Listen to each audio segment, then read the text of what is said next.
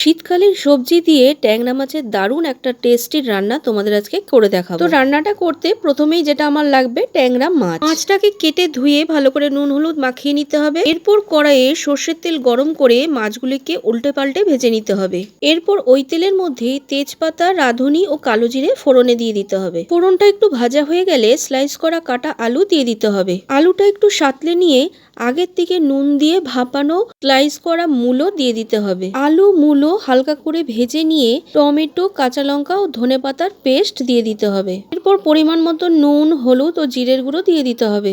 সব মশলা আলু ও মূলের সঙ্গে কষিয়ে নিয়ে যখন তেল বেরিয়ে আসবে পরিমাণ মতন জল দিয়ে দিতে হবে। ঝোলটা ফুটে উঠলে ভাজা মাছগুলো দিয়ে দিতে হবে। মাছগুলো ভালো করে মিশিয়ে দিয়ে দুটো কাঁচা লঙ্কা ও ওপর থেকে ধনেপাতা দিয়ে গ্যাসটাকে সিমে দিয়ে একটু ঢাকা দিয়ে দিতে হবে। 5 থেকে 7 মিনিট রান্না করে নেওয়ার পর আমার মাছটা কিন্তু পরিবেশনের জন্য একদম রেডি।